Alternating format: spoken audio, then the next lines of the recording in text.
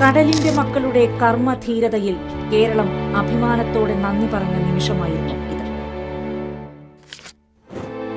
മഹാപ്രളയത്തെ അതിജീവിച്ചെത്തിയവർക്ക് രണ്ടാം ജന്മം നൽകിയത് രക്ഷാപ്രവർത്തനത്തിൽ പങ്കാളികളായ മത്സ്യത്തൊഴിലാളികളാണ്. സുസജ്ജമായ സംവിധാനങ്ങൾക്കും അപ്പുറമെത്തിയ രക്ഷാദൌത്യത്തിന്റെ വേറിട്ട മുഖം. ദൌത്യം പൂർത്തിയാക്കിയെത്തിയ മത്സ്യത്തൊഴിലാളികൾക്ക് നന്മ വരട്ടെ എന്ന് പ്രാർത്ഥിക്കുകയാണ് ജീവിതം തിരികെ കിട്ടിയത്. അക്ഷരാർത്ഥത്തിൽ 5 ദിനരാത്രങ്ങൾ കൊണ്ട് അവർ കേരളത്തിന്റെ സൈന്യമായി മാറുകയായിരുന്നു. അവരെ ആരും വിളിച്ചതല്ല, എന്നിട്ടും അവരെത്തി. പ്രളയത്തിൽ മരണത്തെ മുഖാമുഖം കണ്ടവർക്ക് നേരെ അവർ ജീവന്റെ കൈനീട്ടി. മത്സ്യത്തൊഴിലാളികൾ.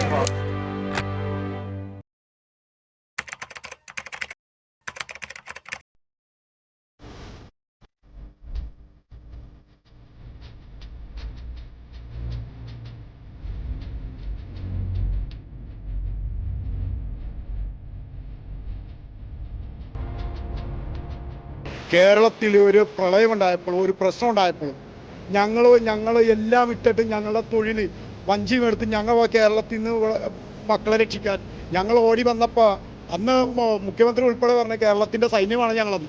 ഈ സൈന്യം വെള്ളത്തിൽ വന്ന് ഒഴുകണേ. ഇപ്പം 5 വർഷം ഇപ്പം ഞങ്ങൾ ഇത് അനുഭവിക്കണത്. ഇവിടെ കുറേ വാഗ്ദാനങ്ങൾ ചെയ്യുന്നുണ്ട്. ഈ അടുത്ത കൊല്ലമുണ്ട്. ഇങ്ങനെ ഓരോ കൊല്ലങ്ങൾ ഞങ്ങളിങ്ങനെ പറഞ്ഞു പറ്റിക്കണേ, അല്ലാണ്ട് നടപ്പിലൊന്നും വരുന്നില്ല. ഈ കുറേ കടലാളി പറഞ്ഞാൽ കുറച്ച് ജീവവേണ്ടി വരും. അത് വെച്ചിട്ടൊരു കാര്യമില്ല. കുട്ടികളുടെ വിദ്യാഭ്യാസം മുടങ്ങി, കുട്ടികൾക്ക് പഠിക്കാൻ പോകുന്നില്ല, സ്കൂൾ വണ്ടിയൊന്നും വരില്ല. ഈ കടൽ വെള്ളം എല്ലാം റോട്ടിലേക്ക് വന്നിട്ട് റോഡ് ബ്ലോക്കാൻ ഞങ്ങൾ അനുഭവിക്കാം. ഇപ്പോൾ ഞങ്ങൾക്ക് കിടക്കാവുന്നില്ല ഒരവസ്ഥ. അപ്പം ഞങ്ങളെ ഞങ്ങൾ എന്താ പറയണ്ട, ഞങ്ങൾക്ക് എങ്ങനെയെങ്കിലും ഇവിടെ കല്ല് വന്നു വെച്ചാൽ മാത്രം മതി, വേറെ ഒന്നും വേണ്ട. അപ്പം ഞങ്ങളെ ഇങ്ങനെ ഇപ്പം ഞങ്ങളുടെ മക്കളും അവരുടെ മക്കൾക്ക് ഇനിയില്ലേ, അവർക്ക് ജീവിക്കണ്ടേ ഭൂമിയിൽ. സർക്കാർ തിരിഞ്ഞു നോക്കണില്ല. സർക്കാരിന് വോട്ട് ചെയ്ത് ഞങ്ങൾ ജയിപ്പിച്ച് സർക്കാർ ഭരണത്തിൽ കയറി, ഒരു സർക്കാരും നോക്കുന്നില്ല. ഒരു 25 വർഷമായി ഇവിടെ ഈ കല്ലിൻ്റെ മെയിൻ്റനൻസ് പണിയൊന്നും നടന്നിട്ടില്ല. ഇത് നടക്കാണ്ട് ആണ് ഈ കല്ല് ഇങ്ങനെ ഈ കടൽ കയറ്റം ഇത് ഞങ്ങൾ ഇപ്പം 6-7 കൊല്ലമായിട്ട് രൂക്ഷമായിട്ട് ഞങ്ങളിത് എല്ലായിടത്തുനിന്നും മെറ്റൽ പോളിൻ്റെ വർക്ക് ചെയ്ത് വന്നിട്ട് ഇപ്പം ഞങ്ങൾക്ക് ഇവിടെ ഒരു 6.1 വർക്ക് കൂടി ഇത് ചെയ്തിട്ടുണ്ട്. 2ാം ഘട്ടം ഇത് ചെയ്യാമെന്നും പറഞ്ഞ് അവർ ഇത് തുടങ്ങിയതിൻ്റെ എസ്റ്റിമേറ്റൊക്കെ എല്ലാം എടുത്തു. ആ എസ്റ്റിമേറ്റൊക്കെ എടുത്തെങ്കിലും അതിൻ്റെ ഫണ്ട് പാസ്സായിട്ട് എന്തോ വകമാറ്റി ചെലവ് ചെയ്തെന്നാണ് പറഞ്ഞത്. പിന്നെ നമ്മളെ കുടുംബം ഇതാണ്. കുടുംബം പോയിട്ട് 4-5 വർഷം ഇതുവരെ ഒരാളും തിരിഞ്ഞു നോക്കി. ഇതിപ്പോൾ വേറൊരു വീട്ടിൽ പഞ്ചായത്തിന് വിട്ടു പോയാൽ ഇതിനകത്ത് ഇപ്പോൾ കിടക്കണം, അതും കിടക്കാൻ പറ്റില്ല. ഇന്നും ഇപ്പോൾ കലക്ടർ വരാമെന്ന് പറഞ്ഞു. ഞങ്ങളിവിടെ റോഡ് പുരോഗമിച്ചുകൊണ്ട് സമരത്തിലിരിക്കും. കലക്ടർ വരാമെന്ന് പറഞ്ഞു. കലക്ടറാണ് ഇതിക്ക് മുമ്പും വന്നിട്ട് പറയണത് ഉടനെ ചെയ്യുമെന്ന് പറഞ്ഞു. ആ കലക്ടർ തന്നെയാണ്, ഉമേഷ് തന്നെയാണ് ഇപ്പോഴും ഉള്ളത്. ആ പുള്ളി ഇന്നിപ്പോൾ വന്നിട്ട് ചർച്ചയ്ക്ക് വിളിച്ചിട്ടുണ്ട്. ആ ചർച്ച എന്താണെന്ന് പറയാം. ഒരു 2 മണി കഴിയുമ്പോൾ പുള്ളി വരുമെന്ന് പറഞ്ഞിട്ട് ഞങ്ങളെല്ലാവരും അവിടെ ഉണ്ട്. ഇപ്പോൾ കടൽ ആക്രമണം ഇന്നലത്തേൽ കൂടുതലായിട്ട് ഇന്ന് വെള്ളം കയറണം. ഈ റോഡിൻ്റെ പടിഞ്ഞാറ് വശമുള്ള എല്ലാ വീട്ടിലും വെള്ളം കയറും. എല്ലാവരും ജീവൻ ഉപേക്ഷിച്ചിട്ടുണ്ട്. അതാത് ബന്ധു വീടുകളിലും ഉള്ള മറ്റുള്ളവരുടെ വീടുകളിലാണ് പോയേക്കുന്നത്. ഇവിടെ ഞങ്ങൾ കുടിയേറ്റക്കാരല്ല, ഞങ്ങളിവിടെ താമസക്കാരാണ്. ഞങ്ങൾക്ക് പാരമ്പര്യമായിട്ട് കിട്ടിയ ഭൂമിയാണ്. ഞങ്ങൾക്ക് കയ്യിൽ പൈസ കൊടുത്ത് മേടിച്ച ഭൂമിയാണ്.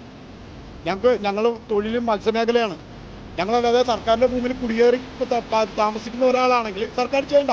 അങ്ങനെ കുടിയേറ്റക്കാർക്കൊക്കെ എന്തൊക്കെ ചെയ്ത് കൊടുക്കുന്നുണ്ട്, വീട് വെച്ച് കൊടുക്കണല്ലേ. കടൽ എപ്പോൾ വേണമെങ്കിലും വീട്ടിലേക്ക് കയറാനുള്ള ഒരു സ്ഥിതിയിലാണല്ലോ ഇപ്പം നിൽക്കുന്നത്. അങ്ങനെ തന്നെ നിൽക്കുന്നത്, കയറിക്കൊണ്ട് അകത്ത് വെള്ളം പുറത്താക്കി നടിച്ച് വെള്ളം കയറിക്കൊണ്ട്. 8 വർഷത്തോളമായി ഇവിടെ കടൽഭിത്തിയും പുലിമുട്ട് വന്നതല്ലാണ്ട് ഈ തീരദേശ നിവാസികൾ ഈ ദുരിതത്തിൽ കാണേണ്ടി നിൽക്കാറ്. ഈ അധികാരപ്പെട്ട ജനങ്ങൾക്ക്, അധികാരപ്പെട്ട ആൾക്കാരായ MP, മറ്റേ MLA, ഈ ആൾക്കാർ 2 പേരും ഇവിടെ തിരിഞ്ഞു നോക്കിയിട്ടില്ല. ഞങ്ങൾ എന്ത് ചെയ്യാനാണ്? ഞങ്ങൾ ആരോട് പറയാനായിട്ട് ഞങ്ങൾക്ക് MLA ഉണ്ട്, MP ഉണ്ട്, ഇവിടെ പഞ്ചായത്ത് പ്രസിഡന്റ് ഉണ്ട്. ഈ വാർഡിൻ്റെ മെമ്പറാണ് പഞ്ചായത്ത് പ്രസിഡന്റ്. പുള്ളി ഇങ്ങോട്ട് തിരിഞ്ഞു നോക്കണം കൂടിയില്ല. അടുത്ത ഇലക്ഷനിൽ പറ്റാനിരിക്കുകയും ജനങ്ങൾ തിരിഞ്ഞു നോക്കാത്ത പക്ഷം ജനങ്ങളിൽ നിന്ന് വോട്ട് വയ്ക്കാൻ വേണ്ടി പ്രതിപക്ഷമായാലും ഭരണപക്ഷമായാലും ഈ തീരദേശ നിവാസികളുടെ അടുത്ത് വന്നു കഴിഞ്ഞാൽ ചിലപ്പോൾ മുളക് പൊടി വെള്ളമായിരിക്കും ചിലപ്പോൾ അധികം മൗത്തിയപ്പോൾ വരുന്നത്. ഇനി ഇവിടെ MLA ഇവിടെ പഞ്ചായത്ത് പ്രസിഡന്റ് ഇത് വോട്ട് ചോദിച്ച് ഇവിടെ വരാൻ നിൽക്കുക. വോട്ട് ചോദിച്ച് വന്നാൽ നല്ല ഇടിക്കുക ഇവിടെ കണ്ടിട്ട്. ഇവിടെ ഒരു ദാസന്റെ പ്രദേശിക്കണം. ഇവിടെ വോട്ട് ചോദിച്ചു ഇവിടെ അല്ലേ ജനങ്ങളെ ഇവിടെ മുങ്ങിക്കൊണ്ടിരിക്കുന്ന ഈ ഏരിയയിൽ അറിയാമോ? കാരണം ജനങ്ങളെ സംരക്ഷിക്കുന്ന ജനാധിപത്യത്തിൻ്റെ രീതിയിലായിരിക്കണം.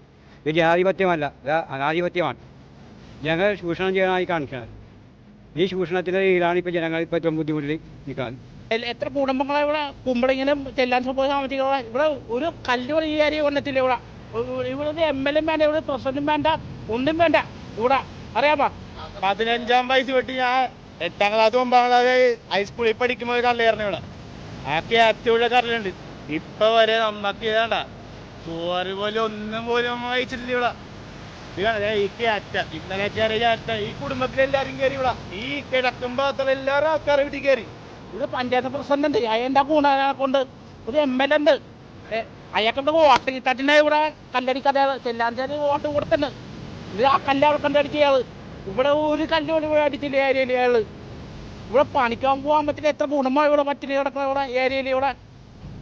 ഇവിടെ ആരും ഒരു പാർട്ടിക്കട ഇവിടെ തിരിഞ്ഞു നോക്കിയിട്ടില്ല ഏരിയയിൽ. ഒരു പട്ടി പറഞ്ഞിട്ട് നോക്കില്ല. ചോറ ഭക്ഷണം ഇതാ ഒന്ന് കഴിച്ചില്ല ഏരിയയിൽ ഇവിടെ. ഈ ഞങ്ങളുടെ കടവും വിലയും ലോണും എല്ലാം വരച്ച് വാര കുടുംബം വെക്കുമ്പോൾ അത് നഷ്ടപ്പെട്ടുകൊണ്ടിരിക്കുക. ഇത് മാർച്ചിൽ ഏപ്രിലൊക്കെ ചെയ്യേണ്ട ജിയോ ബാഗിൻ്റെ വർക്കാണ് ചെയ്യാനുള്ളത്. ഇപ്പം മെയ് മാസം 26-ാം തീയതി ആയിട്ടാണ് ഇവർ തുടങ്ങിയത്. അപ്പോൾ ഇവിടെ കടലാക്രമണം തുടങ്ങി. അതെല്ലാ കൊല്ലമുള്ള 1 കോടി രൂപ ഇപ്പം പാസ്സായി ഈ 4 വാർഡിൽ. അത് ഇപ്പം ഇങ്ങനെ ഉദ്യോഗസ്ഥന്മാരും രാഷ്ട്രീയക്കാരൻ്റെ അത് പങ്കിട്ടെടുക്കേ ഉള്ളൂ. അല്ലാതെ ഇതിൻ്റെ ഒന്നും ചെയ്യാൻ മണ്ണില്ല. ആരൊന്നും തിരിഞ്ഞു നോക്കാറില്ല. അപ്പൊ ഇത് കടല് കാരണം ഇപ്പൊ വയ്യാത്തോണ്ട് ഇപ്പൊ പുറത്തേക്ക് പോകാൻ പറ്റുള്ളൂ. പൊട്ടുണ്ടായിട്ട് വരുത്തിട്ട് 2 മാസം ഇങ്ങനെ ഇന്നലെ ഇപ്പൊ നല്ലോണം വീട്ടിന്റെ ഉള്ളിലേക്ക് എല്ലായിടത്തും കയറിയത്. സാരി അല്ലാതെ എന്റെ സാരിയാണ് ഈ പറിച്ച് കയറി. മൊത്തം നല്ലോണം വെള്ളം കയറിയത്. നല്ലോണം കയറി ബാത്റൂമിൽ പോകാനും പറ്റില്ല, ഒന്നും ചെയ്യാൻ പറ്റില്ല. ഇവർ ഇലക്ഷൻ ആകുമ്പോൾ വരണ്ടല്ലോ ഒരു കിറ്റുമായിട്ട്. എന്താ കിറ്റ് കൊണ്ട് ജീവിതം മുമ്പോട്ട് പോയില്ല. കുടുംബം ഉണ്ടെങ്കിൽ അതിൽ ജീവിതം മുമ്പോട്ട് പോകുള്ളൂ. അവർക്ക് മാത്രമേ അവർക്ക് വോട്ടും കിട്ടുള്ളൂ. അപ്പോൾ എല്ലാത്തിനും സ്കൂളുകൾ ഇതെല്ലാം വെള്ളം കയറിയിട്ട് വിദ്യാർത്ഥികൾ അതിന് പഠനം മുടങ്ങണ്ട. അപ്പോൾ കണ്ണാമതി രക്ഷിച്ചെങ്കിൽ മാത്രമേ സ്കൂളൊക്കെ വിദ്യാർത്ഥികൾക്ക് പഠിക്കാൻ നോക്കുള്ളൂ. ഇപ്പൊ കുട്ടികളുടെ പഠന കാര്യങ്ങളൊക്കെ ഇപ്പൊ ഒരു നിലച്ച നിലയിലാണ്. കുട്ടികൾ ഇപ്പോൾ കുറച്ച് ദിവസമായിട്ട് സ്കൂളിലൊന്നും പോകാൻ പറ്റില്ല. കാരണം സ്കൂൾ ബസ് ഓടില്ല, വണ്ടികളൊന്നും ഓടാൻ പറ്റില്ല. കാരണം റോഡ് മൊത്തം വെള്ളത്തിലാണല്ലോ. നമ്മളുടെ ഇവിടങ്ങളിൽ എല്ലാവരും അന്നന്ന് പണിക്കുക, അന്നന്ന് ജീവിക്കുന്ന ആൾക്കാരാണ്. ഒത്തിരി മത്സ്യത്തൊഴിലാളികളുണ്ട്. അവർ ഒത്തിരി കടലിൽ പോയി കഷ്ടപ്പെട്ട് അവർ സ്വരുക്കൂട്ടി ഒരു ഭവനം വെച്ചിട്ട് അത് നഷ്ടപ്പെട്ടു പോകുമ്പോൾ അവരുടെ വേദന ഭയങ്കര ദുഃഖകരമായ ഒരു സംഭവം തന്നെയാണ്. അപ്പോൾ ഈ താഴ്ന്ന വീടുകളിൽ വളരെ മോശം അവസ്ഥയാണ് പറയാനായിട്ട്. ഇതാണ് ഞങ്ങളുടെ അവസ്ഥ. അതുകൊണ്ട് ഈ അധികാരികൾ ഞങ്ങളുടെ ജീവനും സ്വത്തിനും അവർ സത്യപ്രതിജ്ഞ ചെയ്തപ്പോൾ മന്ത്രിമാരാണെങ്കിലും MLA-മാരാണെങ്കിലും MP-മാരാണെങ്കിലും അവർ പറഞ്ഞിട്ട് ജീവനും സ്വത്തിനും സംരക്ഷണം തരാം. ഒരു സംരക്ഷണവും ഞങ്ങൾക്ക് ഇല്ല ഇതുവരെ. ഈ മത്സ്യത്തൊഴിലാളികളായ ഞങ്ങൾ ഈ മാത്രം തിങ്ങി താമസിക്കുന്ന ഒരു സ്ഥലമാണിത്.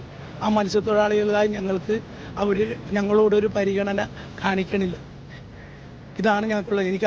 ഞങ്ങളൊക്കെയാണ് പ്രായമായി എത്ര വർഷമായി ഈ കടലിൽ പോയി ഞങ്ങളൊക്കെ ഇതെല്ലാം കൊണ്ടുവന്നിട്ട് കടലിൽ നിന്ന് ഞങ്ങൾക്ക് കിട്ടിയേക്കണം ഞങ്ങളുടെ അധ്വാനത്തിൻ്റെ ഫലമാണ് ഞങ്ങൾ ഓരോ വീട് വെച്ചിരിക്കുന്നത്. ഇതാണ് എൻ്റെ വീട്.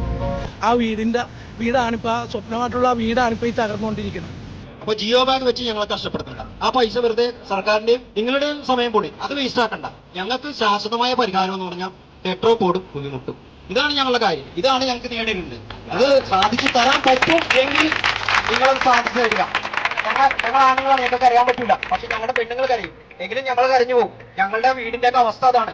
നിങ്ങളൊന്ന് ഈ പടിഞ്ഞാറ് ദിവസം ഒന്ന് ജസ്റ്റ് ഒന്ന് നോക്ക്. നിങ്ങൾ പടിഞ്ഞോട്ട് വരണ്ട.